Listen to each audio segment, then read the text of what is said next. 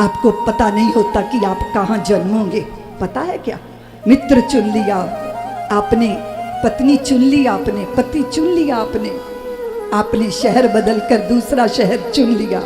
आप अपने गोत्र सरनेम वगैरह भी अदल बदल सकते हो, पर आप किस माँ पिता के यहाँ जन्मोगे आपको पता है क्या? आपको पता था क्या? बोलो ना, कहाँ आप जन्म जाओगे? किसी कसाई के घर या किसी सज्जन के घर? वो तो हमारे हाथ में नहीं था ना।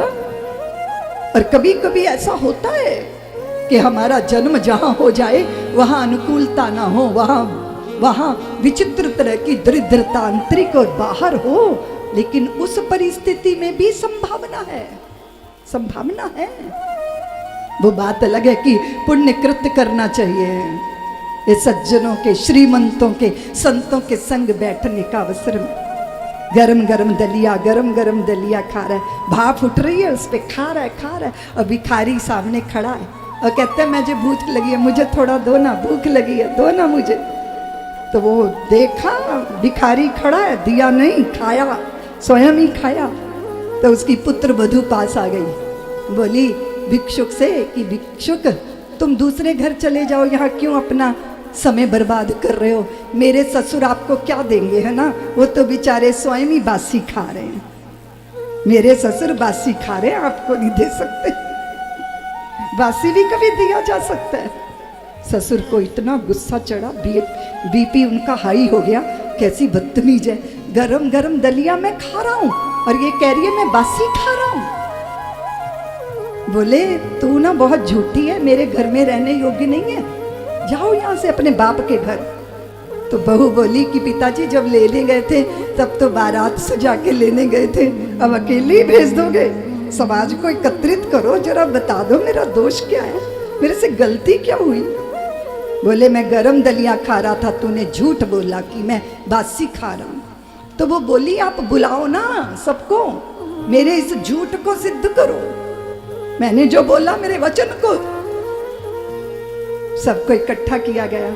बहू ने कहा मेरे पक्ष को सुन लो, मेरे ससुर ने तो कहा ना मैं झूठ बोला, मैंने झूठ बोला, मेरे ससुर गरम दलिया खा रहे थे और मैंने कह दिया ये बासी खा रहे हैं।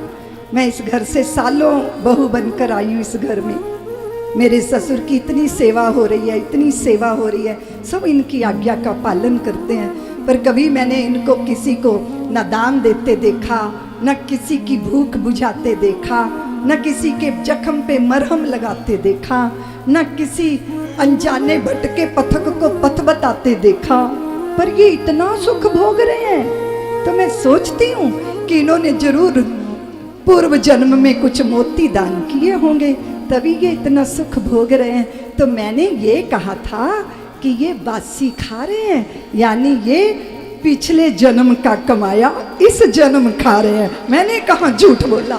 सबने कहा भाई तेरी बहू तो बड़ी सुपात्र है, बड़ी विदुषी है, बड़ी अच्छी बात की उसने, तुम बासी तो खा रहे हो। और कदाचित हमें भी अपने को टटोल लेना चाहिए कि बासी खा रहे हैं या फिर कुछ ताजा भी कमाने का प्रयत्न करना चाहिए। आपका श्रीमद् भागवत के चरणों में आना ऐसा ही है। वो बासी जो था ना वो खींच के यहाँ ले आया है, और ये जो कमा रहे हो ना ये ताजा ताजा कमा रहे हो, ताकि जन्म भी हो तो श्रीमंतों के घर में, सज्जनों के घर में, भक्त के घर में जन्म हो। लेकिन कदाचित हम दुष्टों के घर में जन्म जाए तो? विभीषण तो ऐसे ही थे ना, प्रहलाद तो ऐसे ही थे ना। अगर वातावरण सही नहीं है, उस वातावरण से निकलकर कुछ अपनी अनुकूलताएं तलाश लेना, ये प्रभु की कृपा है या प्रयास है या प्रार्थना है, तुम इसको जो भी मर्जी कह लो।